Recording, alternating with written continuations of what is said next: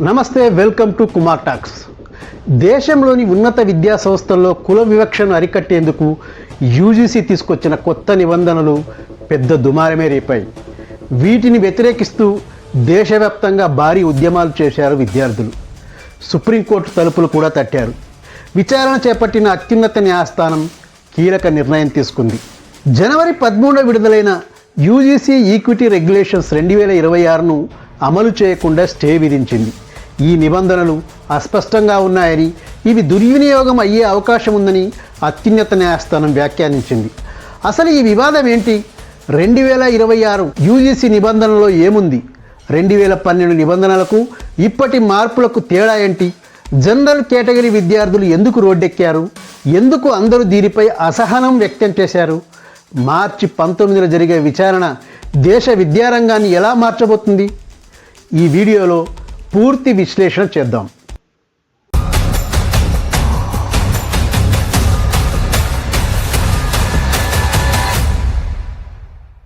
ఉన్నత విద్యా సంస్థల్లో సమానత్వం కోసం జనవరి 13న యూజీసీ కొత్త గైడ్లైన్స్ తెచ్చింది. ఈ రెగ్యులేషన్స్ వెనక ఒక విషాదకర నేపథ్యం ఉంది. 2016లో రోహిత్ వేముల, 2019లో పాయల్ తద్వి ఆత్మహత్యల తర్వాత క్యాంపస్లలో కుల వివక్షపై సుప్రీంకోర్టులో పిటిషన్ దాఖలయ్యాయి. 2012 నిబంధనలు సరిగ్గా అమలు కావడం లేదని వారి తల్లులు కోర్టులను ఆశ్రయించారు. సుప్రీంకోర్టు ఆదేశాల మేరకు ప్రొఫెసర్ శైలేష్ ఎన్ జాలా కమిటీ 2026 ముసాయిదాను తయారు చేసింది. ఇందులో ముఖ్య ప్రతిపాదనలు చేసింది. అందులో ఒకటి, ప్రతి కాలేజీలో ఈక్విటీ ఆపర్చునిటీ సెంటర్ ఏర్పాటు. ఇందులో ఎస్సీ, ఎస్టీ, ఓబీసీ, మహిళలు, దివ్యాంగులకు ప్రాతినిధ్యం ఉంటుంది. ఈ సెంటర్లు విద్యార్థులకు ఆర్థిక సహాయం, కెరీర్ గైడ్లైన్స్ ఇవ్వడంతో పాటు పోలీసులతో సమన్వయం చేసుకుని వివక్షకు గురైన వారికి న్యాయం చేస్తాయి. ఒకవేళ విద్యా సంస్థలు ఈ రూల్స్ పాటించకపోతే వాటిపై భారీ జరిమానాలు వేసే అధికారం యూజీసీకి ఉంటుంది. ఇందులో ఎస్సీ, ఎస్టీ, ఓబీసీ వర్గాలపై జరిగే వివక్షను మాత్రమే కుల వివక్షగా పేర్కొన్నారు. 2012 నిబంధనల్లో తప్పుడు ఫిర్యాదులు చేస్తే చర్యలు తీసుకునే నిబంధన ఉండేది. కానీ 2026 రూల్స్లో దాన్ని తొలగించారు.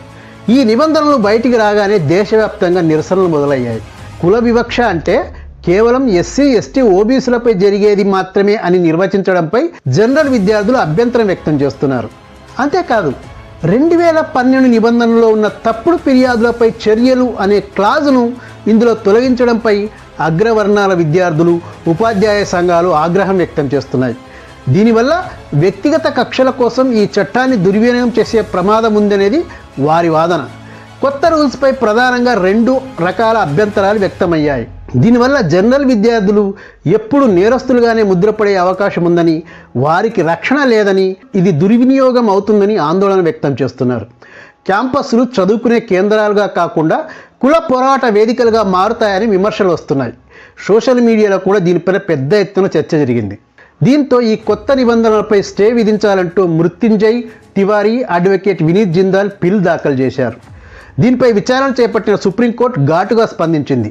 జస్టిస్ సూర్యకాంత్, జస్టిస్ మాల్యా ధర్మాసనం ఈ నిబంధనలు అస్పష్టంగా ఉన్నాయని అభిప్రాయపడింది.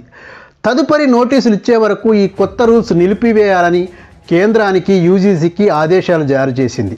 అప్పటి వరకు పాత 2012 యూజీసీ నిబంధనలే అమల్లో ఉంటాయని స్పష్టం చేసింది. అయితే కేంద్రం మాత్రం ఈ చట్టాన్ని సమర్థిస్తోంది. ఇది ఎవరిని తక్కువ చేయడానికి కాదని, కేవలం సామాజిక న్యాయం, పారదర్శకత కోసమే తెచ్చామంటున్నారు కేంద్ర విద్యాశాఖ మంత్రి ధర్మేంద్ర ప్రధాన్.